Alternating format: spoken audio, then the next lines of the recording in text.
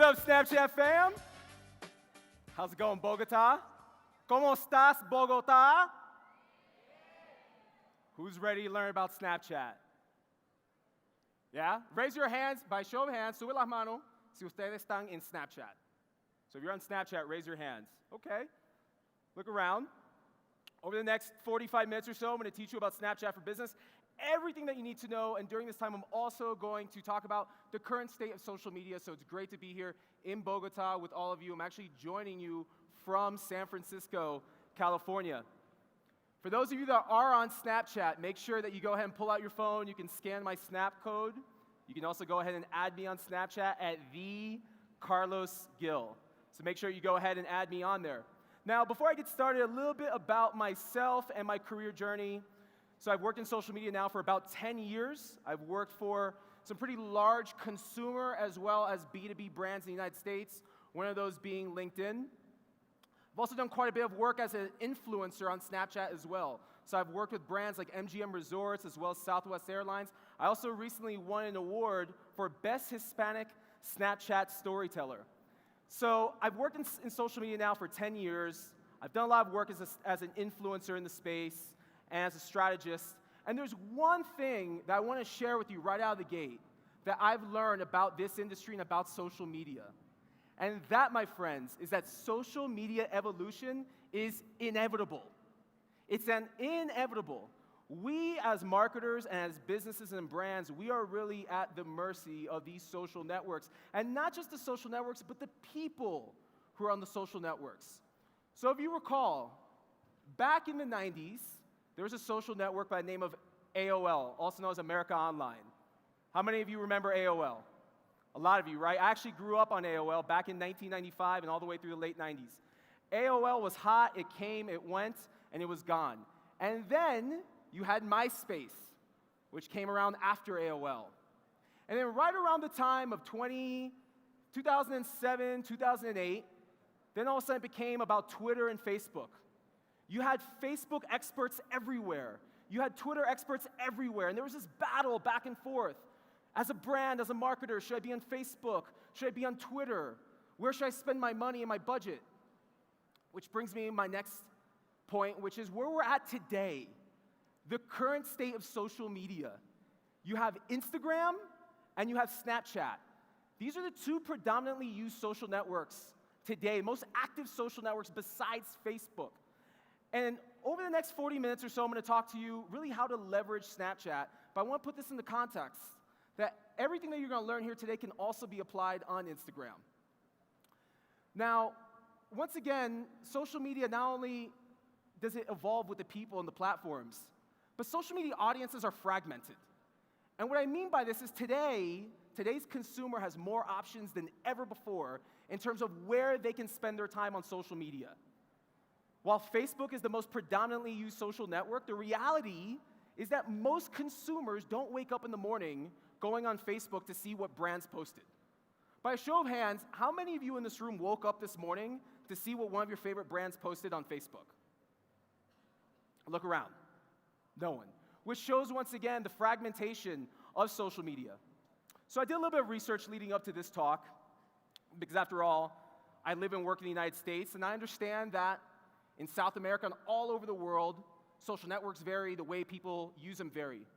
But a very key stat that stood out to me is that there's over 7.4 billion people in the world.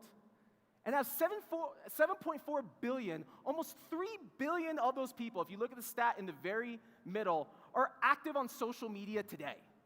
So again, you have almost 3 billion people on the world on social media.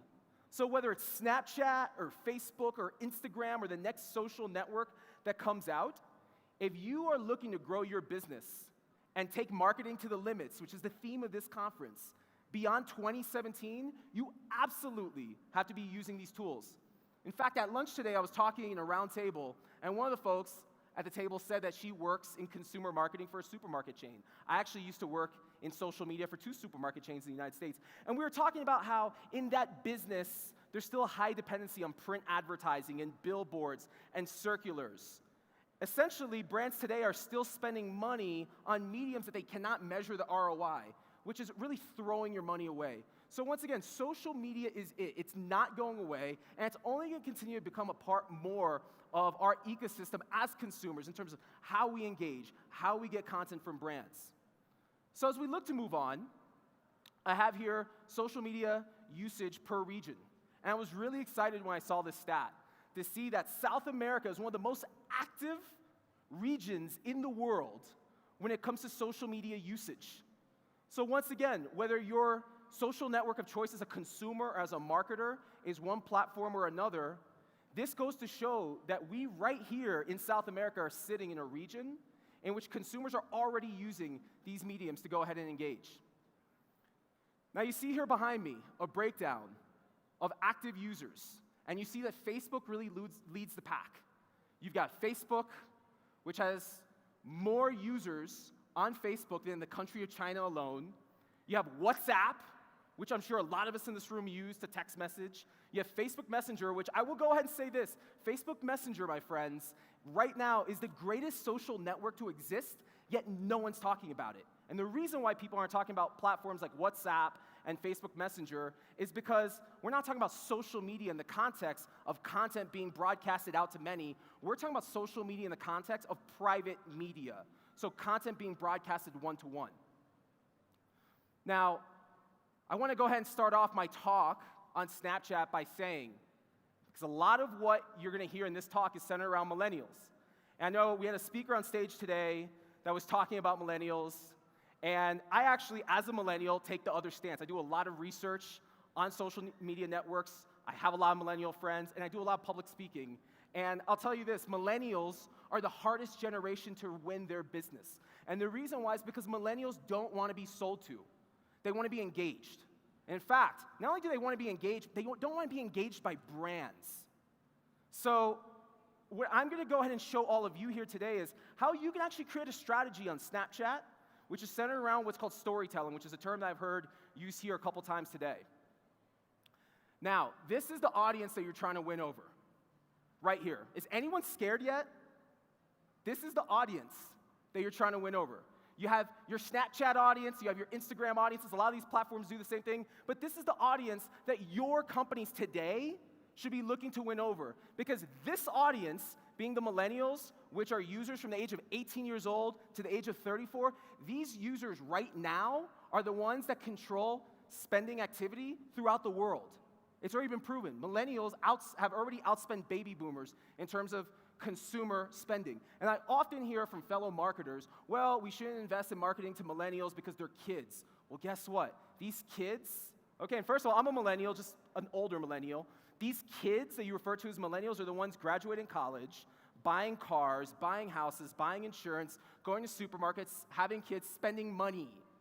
So as a brand, as a business, I would think that your objective should be, how can I get these people that are posting silly memes and content online, how can I get them to spend more money with me? Now let's talk about why Snapchat. So I get asked all the time, Carlos, why are you such a fan of Snapchat? And before I tell you all the cool stuff that I have lined up, I've been on Snapchat since 2013. I purely joined Snapchat out of curiosity to see what it was all about. And I fell in love with the platform for the simple reason that Snapchat is not Facebook. So hear me out. Facebook is an advertising platform, where as a brand, you can get ads in front of consumers. Snapchat is not Facebook. Snapchat, in fact, is messaging, it's storytelling, and because it's not advertising focused, you actually have much higher organic reach, which today you don't have on Facebook. By a show of hands, how many of you in this room manage a Facebook page for your business or for your company? Several of you. How awful is it that today, if you want to reach more than 1% of your page fans, you actually have to spend money for it? So as we talk about Snapchat and why this is a platform that you should be investing your time, your resources, and your money, the first stat is over 150 million active users. That's a lot of people, and this number continues to grow.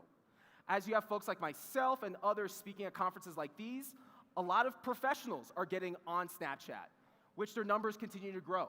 I almost like to think of Snapchat as where Twitter and Facebook were back in 2007 and 2008, when those social networks were still predominantly dominated by millennials. Now, the other stat that you need to know is because Snapchat is millennial driven, Snapchat is the social network of preference for millennials.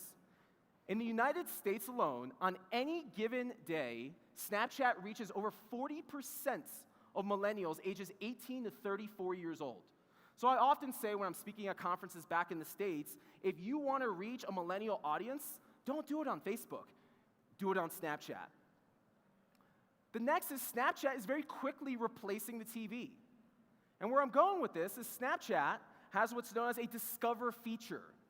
So programs like ESPN, CNN, even Univision has a presence on Snapchat and Discover. You can now consume the same content that you would have to sit through for 30 minutes worth of programming on your TV. You can consume that within 3 minutes on Snapchat. So what are millennials doing? Instead of watching the TV, they're going on their cell phones and they're consuming the same content that otherwise they would have to waste 30 minutes of their time. And you can see here on this next slide, you have Me Too, which produces Spanish-based content on Snapchat. This is a way for Snapchat to drive more of Hispanic millennials to the platform. You can also advertise through Me Too on their presence. And Snapchat also recently rolled out a new feature which actually allows you to search what people are posting on Snapchat in different cities and different countries. So for example, right now you can go on Snapchat, you can type in Bogota, and you can see a running feed of what people in Bogota are posting, which is really cool. So where I'm going with this is that, once again, Snapchat is replacing the TV. Next is the way content is consumed and created.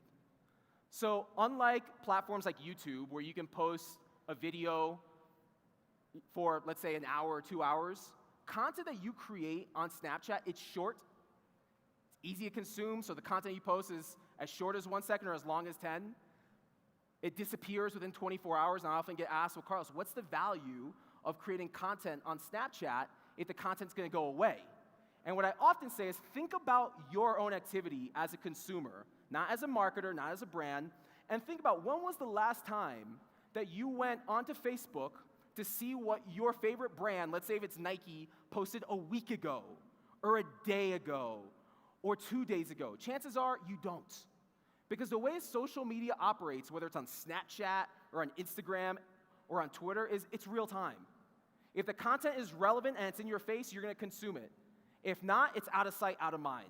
So the fact that content does disappear within 24 hours actually comes to an advantage. Another thing that you have to know about Snapchat is that the content you create is only on a mobile device. So to create and consume content on Snapchat, it's only on a mobile device. Now there's a lot of misconceptions in terms of what Snapchat is and what it isn't. So once again, I do a lot of public speaking on this topic, and I often have marketers and executives come up to me, and they'll say, you know what, our brand isn't ready for Snapchat, or we shouldn't be on Snapchat. And I often will hear that Snapchat is only for teens and college students. And I will very quickly say you're actually incorrect. Because when you look at the demographics that make up Snapchat, 77% of Snapchat's users are above the age of 18. Okay? You have to be 13 years old, first of all, to join Snapchat. But when you really look at the breakdown, now granted, the majority of their users are millennials, over 60% of them. But with that being said, over 77% of Snapchat users are above the age of 18. I will also often hear from executives that there's no way to measure ROI on Snapchat. And guess what? Snapchat, just like Facebook, just like Twitter, has its own suite of ad products and tools you can advertise within Snapchat.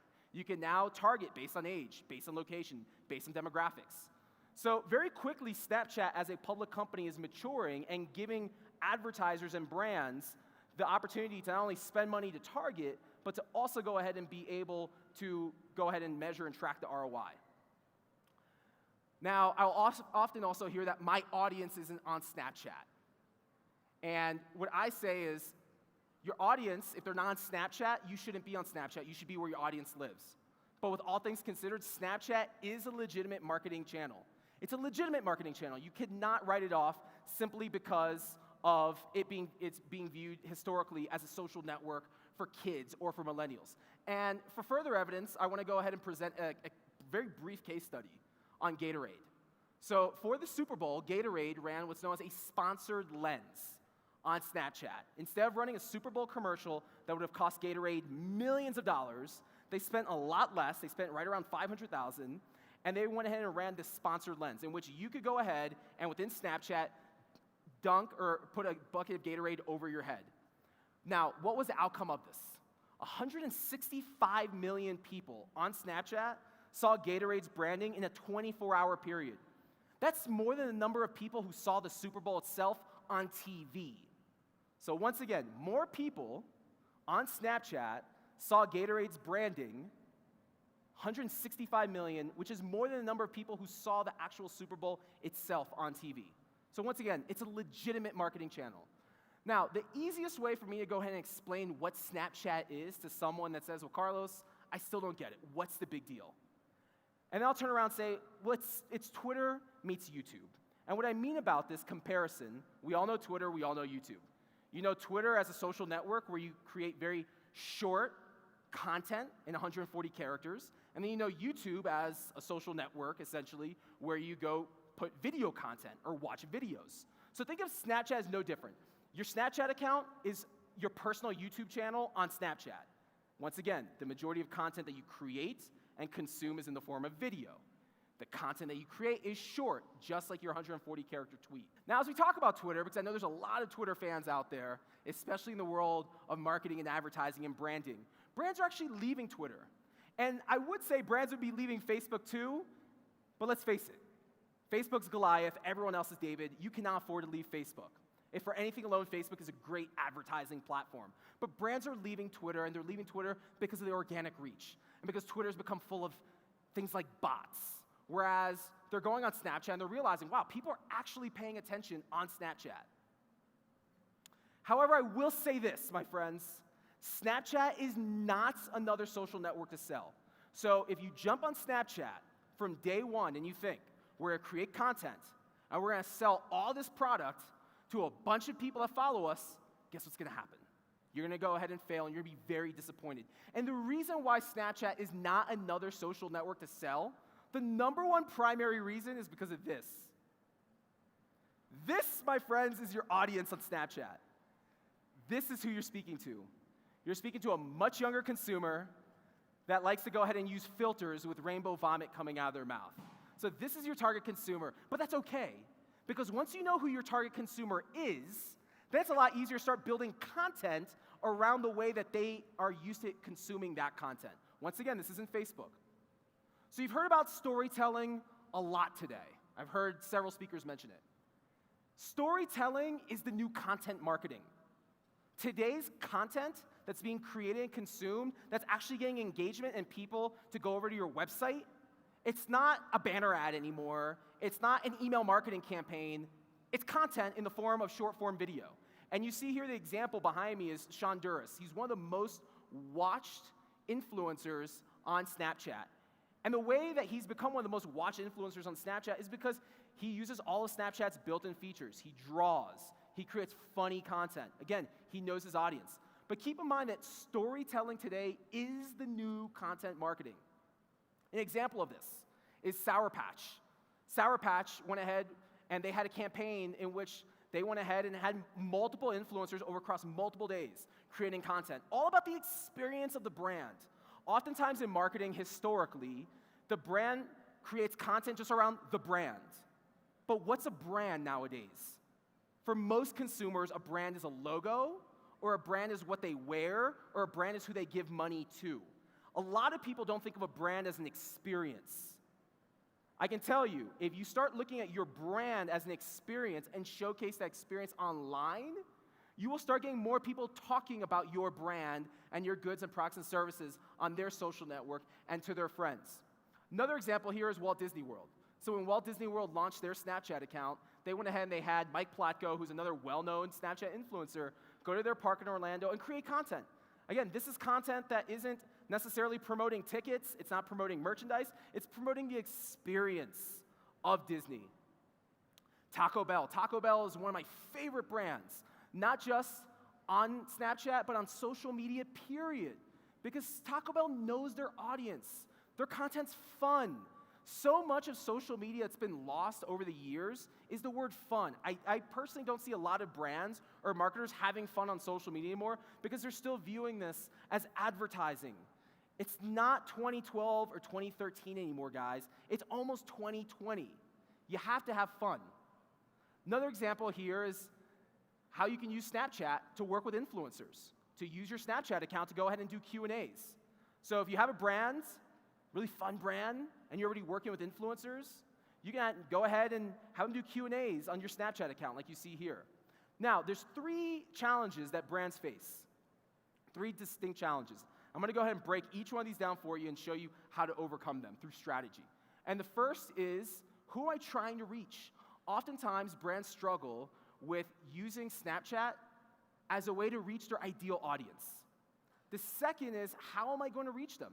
So how are you going to go ahead and get in front of these consumers or these millennials who are on Snapchat? The third challenge is, how am I going to keep my audience engaged? So once again, because the content you create, it's not in the form of a photo or video that you create offline and then upload onto Snapchat. You have to get really, really creative with your content. So let's go ahead and start breaking these down. First of all, how to grow your audience. So you start up a Snapchat account, you're really excited. Now what happens?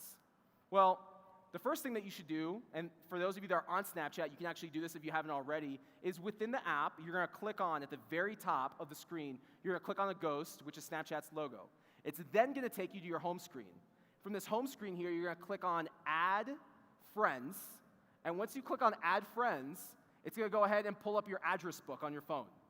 And you're going to click on Add from Contacts. So when you click Add from Contacts, what Snapchat does is it now crawls your iPhone or your Android or your cell phone, and it identifies who in your contact list is on Snapchat. And then you can literally just go through and just click one by one and add. So if you have an email database, if you have a CRM, if you have cell phone numbers, you can add all of this data onto your contact book, and then you can just go on Snapchat and see who's on Snapchat. So that's the easy way. The second is leveraging your existing social media channels. So by now, hopefully, you've built a presence on other channels like Facebook or like Twitter or like Instagram.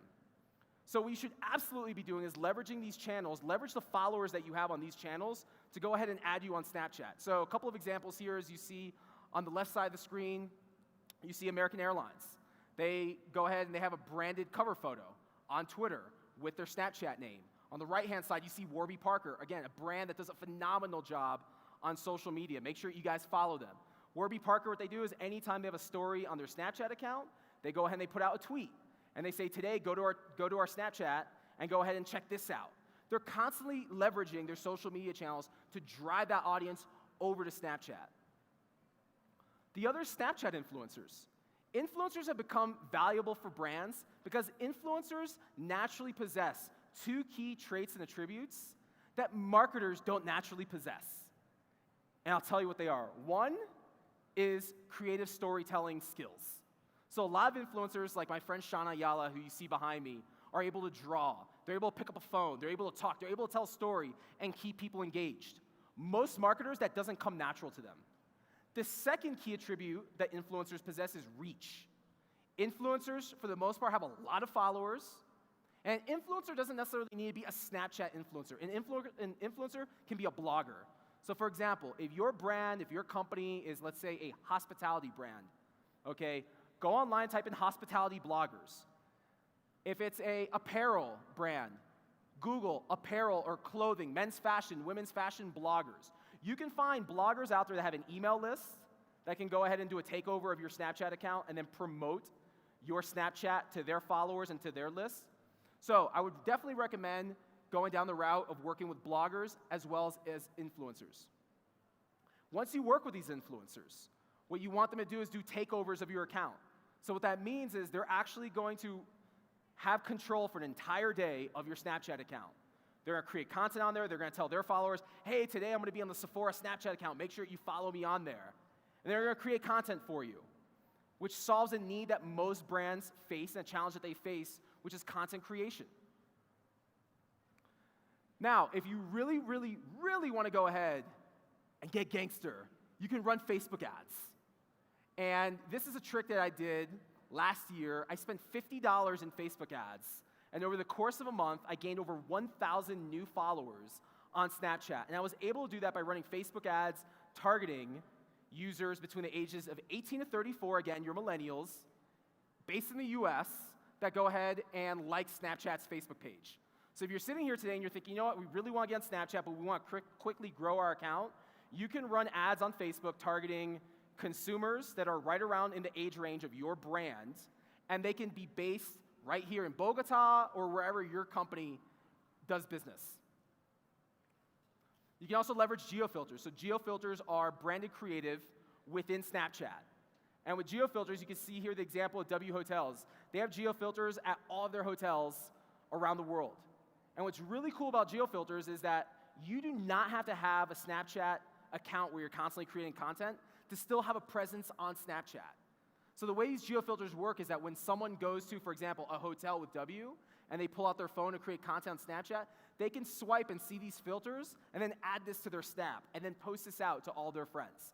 So for those of you that are on Snapchat, right here, right now, there's actually geofilters already in Bogota.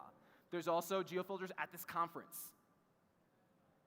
What's really neat about geofilters, and again, this is essentially an advertising product within Snapchat, is you can do what's called event-based targeting. So if you want to go ahead and have your ads pull up in a certain city across the world, you can type in that city. So for the example here you see behind you, it's in New York, and you can go ahead and see what events are happening in that city.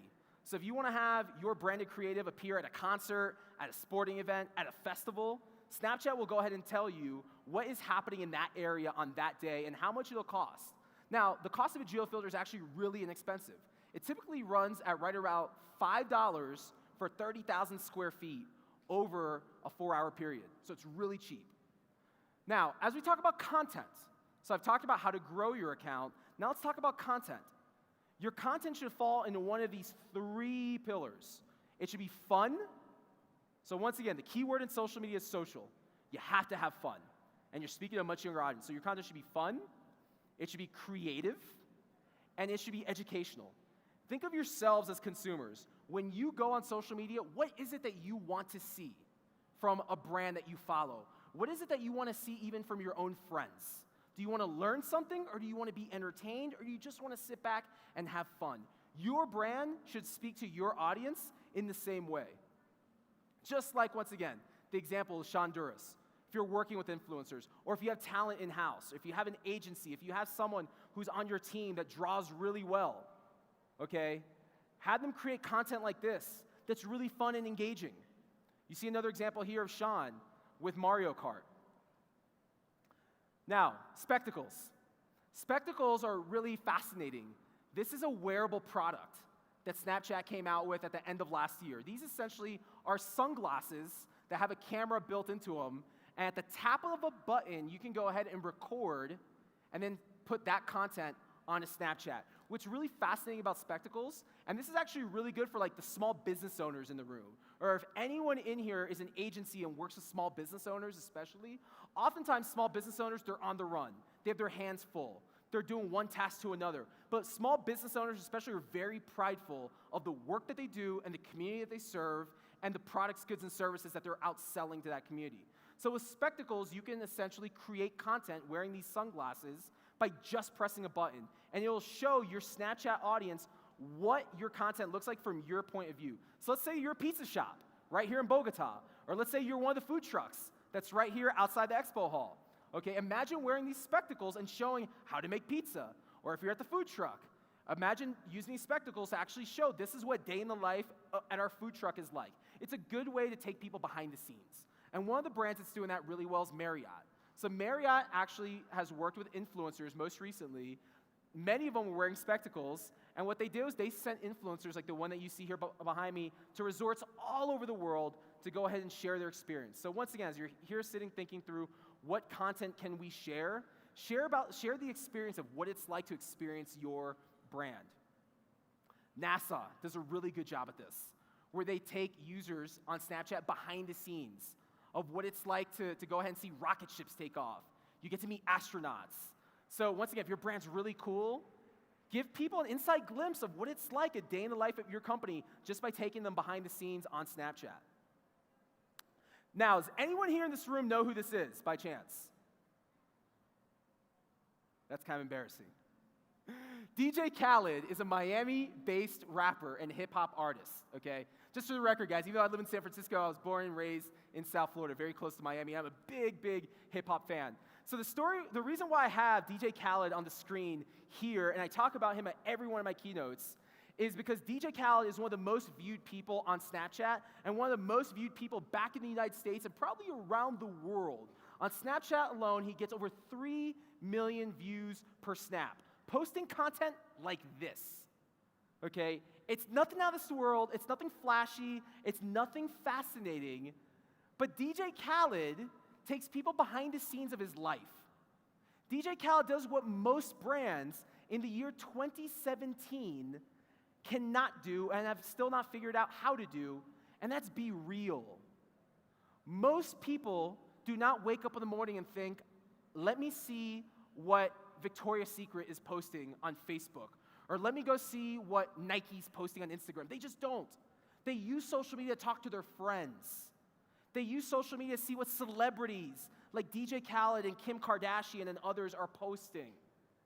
So here's my challenge to all of you, is stop being less like a brand and be more like DJ Khaled, or be much more like the celebrities that you all watch on social media. Because let's face it, at the end of the day, besides being marketing executives or business executives, we're all consumers, we're all people. There's either celebrities or artists or athletes that we enjoy seeing. And why do we enjoy seeing them on social media? Because we get to go behind the scenes of their life and see what they're really like. Your company and your business and your brand is no different than DJ Khaled or any other celebrity out there. So once again, be more like DJ Khaled and the celebrities out there that are engaging and getting millions of views. And that means to you as a business, whether you're a business owner, you're a business marketer, or business operator, what that really means to you is show people the heart of your company. That's something that is often lost in business today. So many people in business, all they care about is the bottom line, rightfully so. Don't get me wrong. Without the bottom line, we don't stay in business, or we don't have paychecks, okay? So the bottom line matters, but in order to get people to that bottom line actually buy, your company has to have a heart. And that's really what people want to see online today, is the heart of your company. Because once again, this is who you're speaking to, especially on platforms like Snapchat. So as I go ahead and look to wrap this up, I'm going to go ahead and spitfire to you what the keys to success for converting on Snapchat are. So if you really absolutely want to be successful, I suggest that you take notes on these. And the first is keep stories between 2 to 3 minutes in length.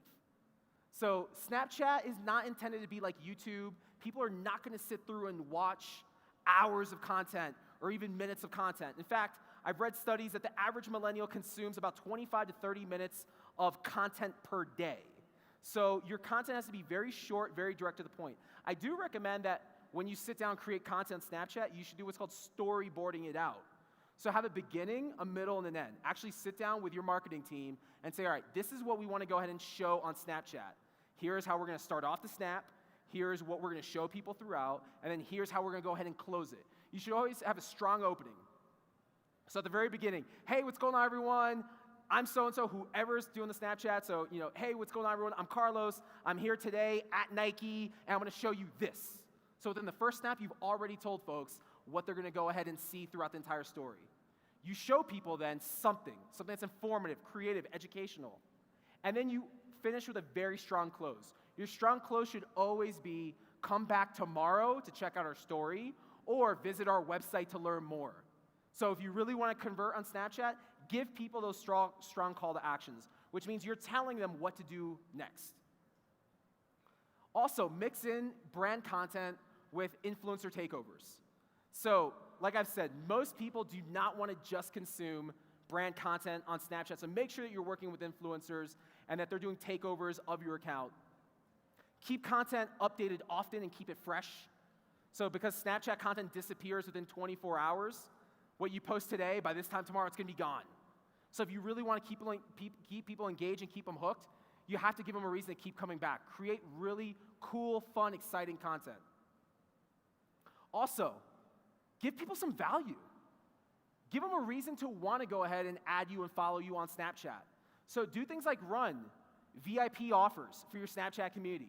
You can do what's called running 24-hour flash sales. Let me show you an example of this. Sephora, for Black Friday, went ahead and they had an exclusive Black Friday sale revealed on Snapchat.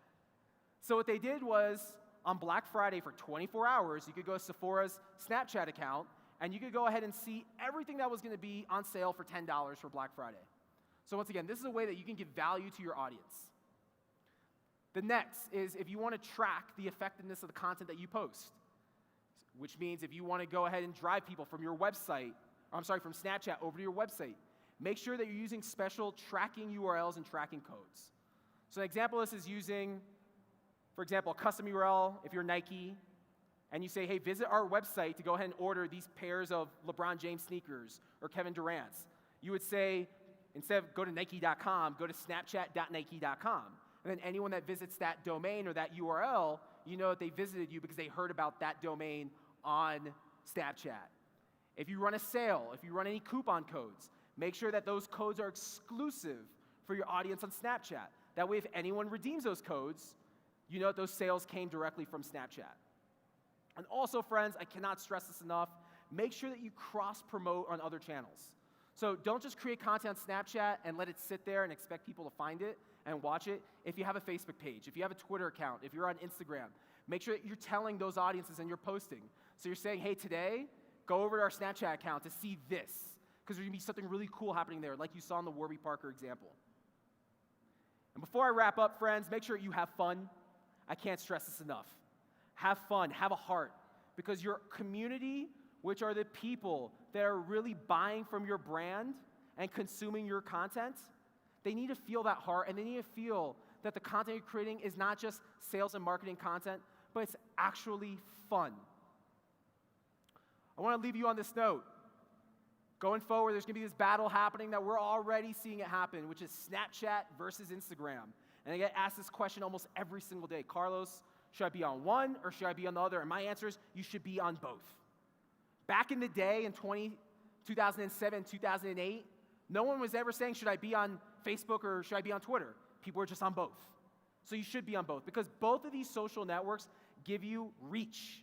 And that's really what you're looking for, is where can I go ahead and market my business? Once again, sticking to the theme of this conference, how can I take marketing beyond the limits? How can I go ahead and use these platforms uniquely to get reach and get engagement and get eyeballs for free? The key, however, is make sure you're posting content that's unique. Don't just post the same content on Snapchat and then go over and post it on Instagram. And make sure that your loyalty is always to your community. You've seen AOL go away, you've seen MySpace go away, you see Twitter that's engagement and their reach is starting to tank. You've seen that on Facebook. You have to go ahead and pay to play. So where I'm going with this, friends, is make sure that you're not loyal to platforms, but you're really loyal to your community, because that is what matters. Thank you so much for your time.